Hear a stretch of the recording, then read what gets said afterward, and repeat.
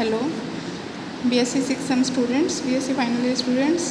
तो अभी हमने इसे पीछे वाले लेक्चर में किया है Gram Schmidt orthogonalization process. Means every finite dimensional inner product space has orthonormal basis. तो अब यहाँ पर आपको ऑर्थोनॉर्मल बेसिस निकालने हैं, मतलब उसका प्रैक्टिकल।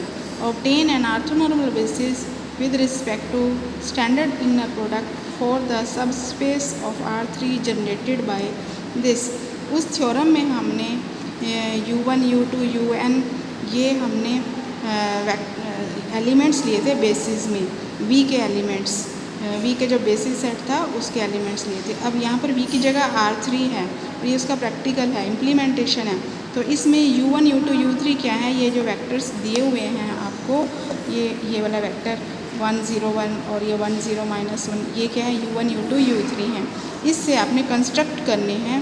अब ग्राम स्मिथ ऑर्थोगोनलाइजेशन प्रोसेस से आपने ऑर्थोनॉर्मल बेसिस कंस्ट्रक्ट करने हैं। तो उसमें क्या किया था, वही स्टेप लेने हैं। V1 = U1 लिया था उसी तरह से। तो उसी तरह से कंस्ट्रक्ट करने के लिए पहले आप इसमें लिखा हुआ है standard inner product. Standard inner product क्या होती है, U आपने अगर x1, x2, x3 लिया है, क्योंकि ये 3 डायमेंशनल है।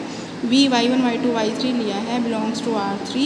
R के है रियल नंबर्स हैं, तो इसलिए U और V की इनर प्रोडक्ट जो है x1 y1 plus x2 y2 plus x3 y3। मान लिया यहाँ पर कम्प्लेक्स नंबर होता, C3 होता, तो क्या करते, तो U और V की इनर प्रोडक्ट आती x1 y1 बार प्लस x2 y2 बार प्लस x3 y3 बार।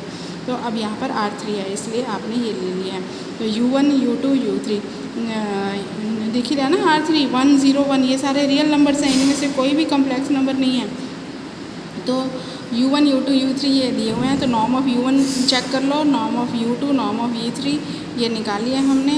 और इसके बाद U2, U1 ये की इनर प्रोडक्ट, U3 U1 की इनर प्रोडक्ट, U3 U2 की इनर प्रोडक्ट, ये क्या है, आगे यूज़ होंगी प्रोसेस में। तो इसलिए सबसे पहले ये कैलकुलेट कर लो। फिर V1 = क्या होता है, U1, दूसरा क्या होता है V2, V2 = U2 minus inner product U2 V1 और साथ में V1 नीचे नॉर्म ऑफ V1 का स्केयर। और U3 क्या होता है, पहले U3 ले लेते हैं और फिर U3 का V1 के साथ इनर प्रोडक्ट, फिर U3 का V2 के साथ इनर प्रोडक्ट। तो अब आपने U1 = तो V1 ले लिया, और जो V2 है उसके लिए आपने यहाँ पर देखो V2 = आपने U2 माइनस ये वाला U2 माइनस ये आपने लिखा, और V1 की जगह आपने U1 डाल दिया है। और फिर U2 U1 यहाँ पे ऊपर देखो, इसलिए यहाँ पर ये कैलकुलेट किया था U2 U1, ये 0 आ गया, तो इसकी वैल्यू यहाँ पर पुट कर दी। U2 U1 की वैल्यू 0 यहाँ पर पुट कर दी, तो इसके साथ U1 0 हो गया, तो ये 0 हो गया, तो V2 = U2 आ गया इस केस में। तो ज़रूरी नहीं है कि U2 आएगा, ये तो डिपेंड करता है ये ऊपर वाली कैलकुलेशन के अकॉर्डिंग। तो फिर अब आपने V3 लिया, V3 क्या होता है, U3 माइनस इस तरह से V3 = U3 माइनस U3 के साथ V1 की वैल्यू U1 डाल दी। ऐसे U3 के साथ V2 होता है, यहाँ पे V2 की वैल्यू U2 आई है, वो वैल्यूज़ डाल दी हैं। और फिर U2 का U1 के साथ इनर प्रोडक्ट, ये देखो U2 का U1 के साथ, U2 का U3 का U1 के साथ, U3 का U2 के साथ, ये सब अब यहाँ पर यूज़ होंगे। तो यहाँ पर ये देखो ये यूज़ हो रहे हैं यहाँ पर, तो इनकी वैल्यूज़ डाल दी हैं आपने। वैल्यूज़ डाल के फाइनली V3 निकाला, तो V3 आपका क्या आ जाता है, 0 3 0। अब आपके ये V1 V2 V3 आ गए। फिर हमने क्या किया था, हमने WIs बनाए थे। WIs क्या थे, VI by norm of VI। तो अब यहाँ पर आपने नॉर्म ऑफ V3 निकाल लिया, नॉर्म ऑफ V3 = 3 आ गया। अब आपने ऑर्थोनॉर्मल बेसिस कैसे बनाने हैं, W1 = V1 by norm of V1, W2 = V2 by norm of V2 और W3 = V3 by norm of V3। तो required orthonormal basis is W1 W2 W3, और ये इसके अकॉर्डिंग आपने इसके अकॉर्डिंग सॉल्व कर लेना है। नॉर्म ऑफ V1 निकाल के उससे डिवाइड करके ये वेक्टर्स आपके फाइनल आ जाते हैं। इस तरह से आपने कैलकुलेशन करनी है। कोई भी आपको वेक्टर्स दिए हुए हैं तो उसके अपने ऑर्थोनॉर्मल बेसिस निकालने हैं। तो ये प्रोसेस है, बहुत इंपॉर्टेंट है ये एग्जांपल भी, और इससे पहले आपने जो थ्योरम किया है वो भी इम्पॉर्टेंट है, और इससे रिलेटेड एक्सरसाइज में से भी क्वेश्चंस कर लेना। और इसके बाद नेक्स्ट एग्जांपल 23, इसमें देखो let V be an inner product space be the inner product space over R of polynomials in R X of degree less than equal to 2। V क्या है?